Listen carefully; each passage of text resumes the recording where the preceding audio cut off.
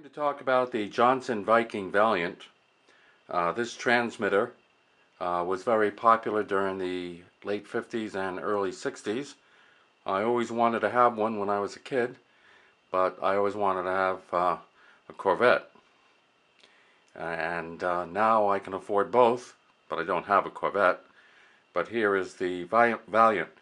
We're going to take a look at it, we're going to tune it up, and we're going to listen to a contact I had with an amateur with a very famous call. But before we start with that, this rig puts out about between 150 to 200 watts on CW and AM, and it does not operate on single sideband. It does not have a pan adapter, and it has no solid state. I'm going to first make a comment on the mercury vapor rectifiers, which you see have a very nice glow, and they have that glow. If you don't have a lot of not drawing a lot of power, the glow is low, and you can see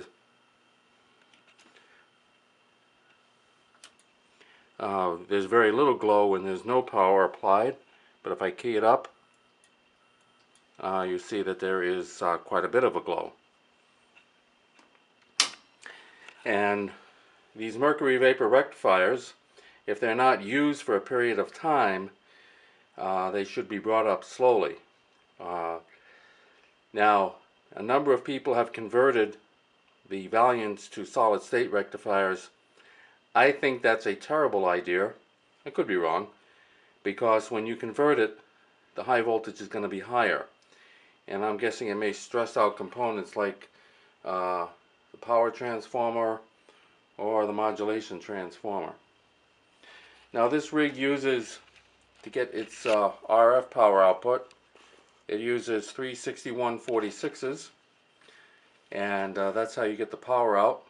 The Ranger and the DX40 use 1 6146. There are also low voltage rectifiers.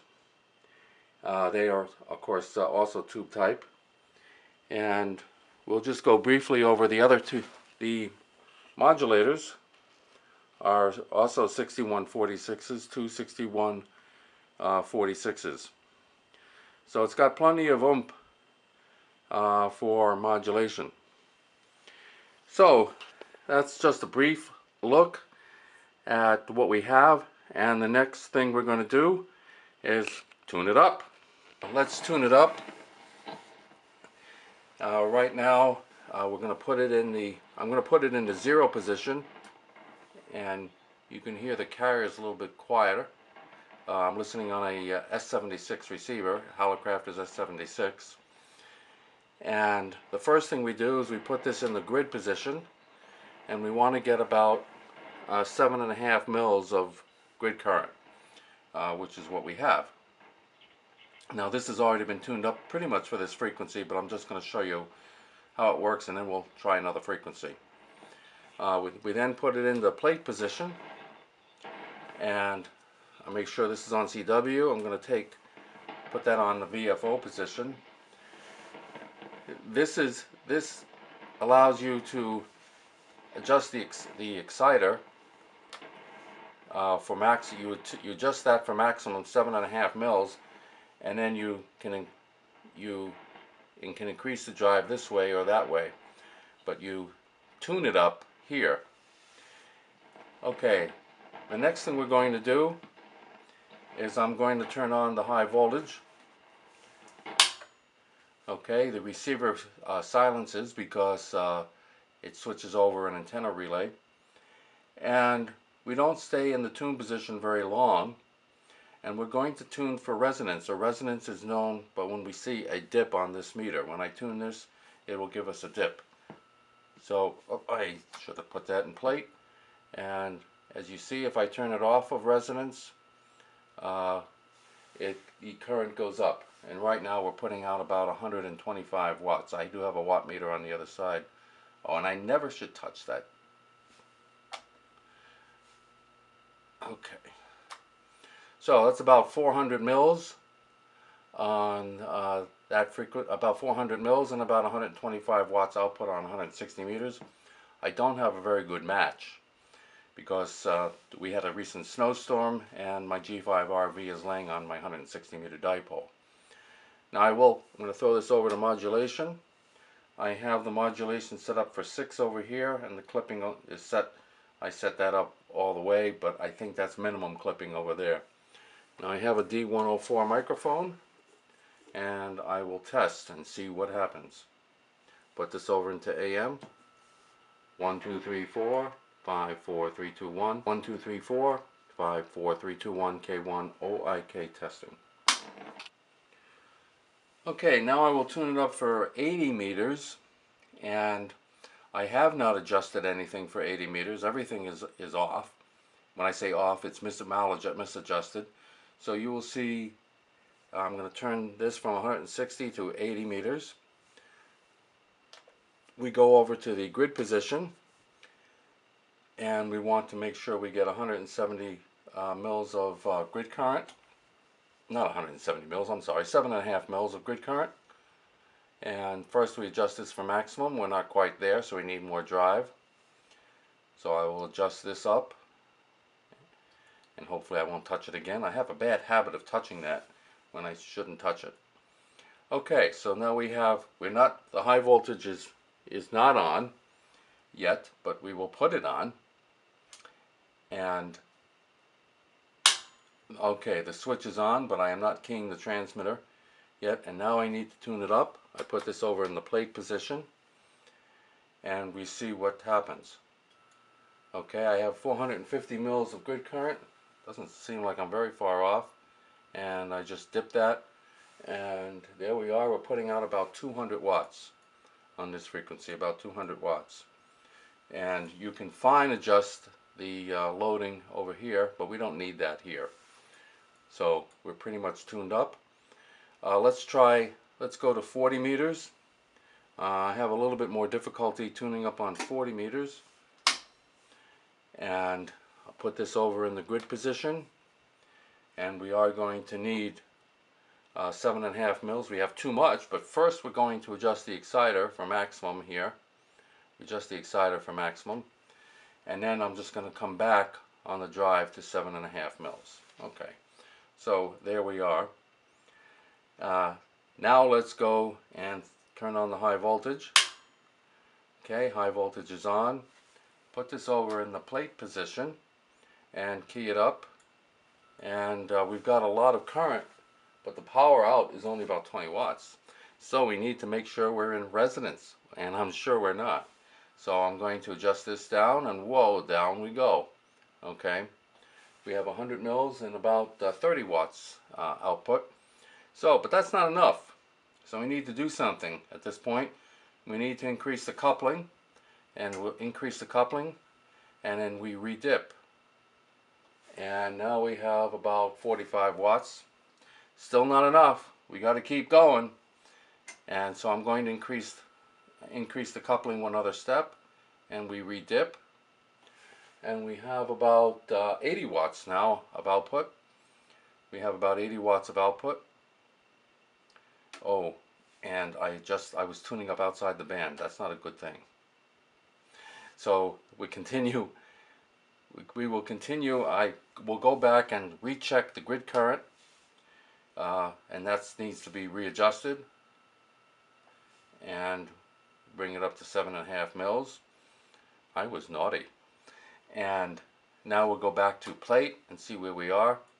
Okay, we're putting out about 90 watts. I need to probably redip though. And now we're still putting out about 90 watts, but at least we're using less current to do it. We still need to increase the coupling. So I'll go up. Whoa, that increases the coupling quite a bit. And we'll drop that down. And we need to go up a bunch more here. So I will keep going up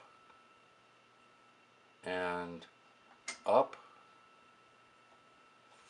And now we're putting out about 170 watts at 250 mils. And I will go up again. That may be too much.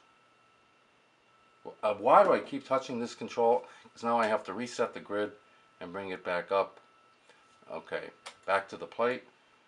Touch this.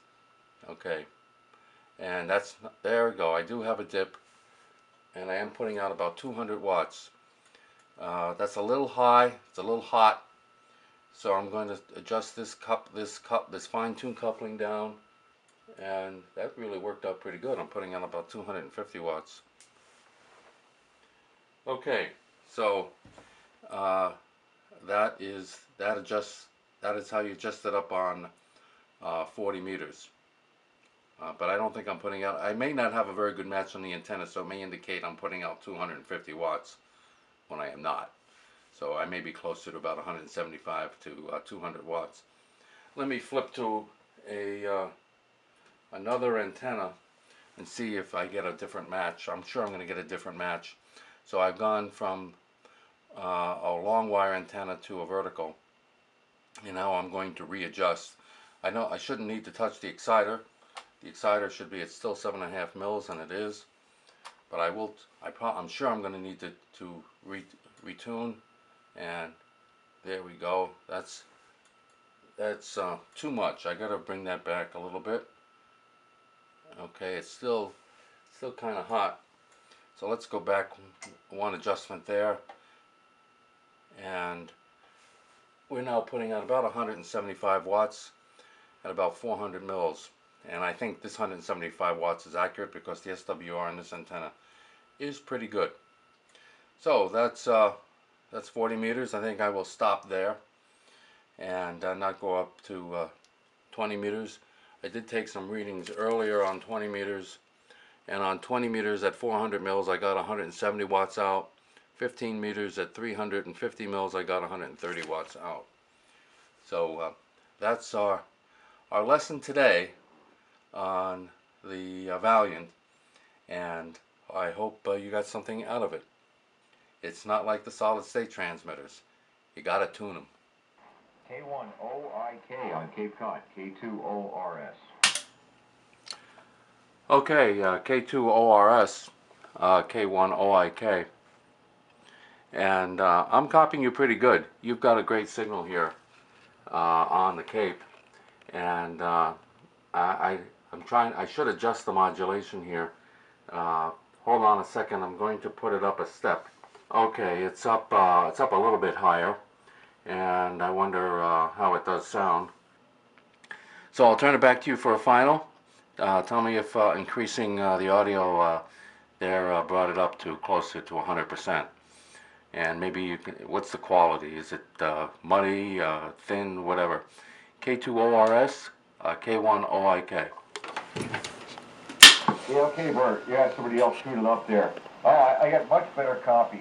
And part of that, I guess, originally, I guess you can chalk it up to operator error on my part. I have a directional, basically a series of directional loops that I switch in and out, switch direction. And I mistakenly had them pointed east, and you were certainly not east of me. So when I moved it down into your direction, you came way up. And I have to say also, your modulation sounds, your percentage is much better. So you're very Q5 now. So chalk a lot of it up to operator error on your part. Okay, on the G5RV. And thank you for the comments on the call. I've had a lot of fun with it. I still get a lot of emails and occasionally postcards, and people send me old QSLs and stuff from Gene Shepard. So it's been a blast. It's been fun. It's been a fun ride. So. Yeah, I wouldn't worry about your setup at all. You're doing quite well, Bert. Very nice to make contact here on 160. And so it was mostly me pointing the antenna the wrong way. But I have to say, I do like the modulation where it is now. I think it sounds very clean, and it cuts through very well. It doesn't have a lot of bass.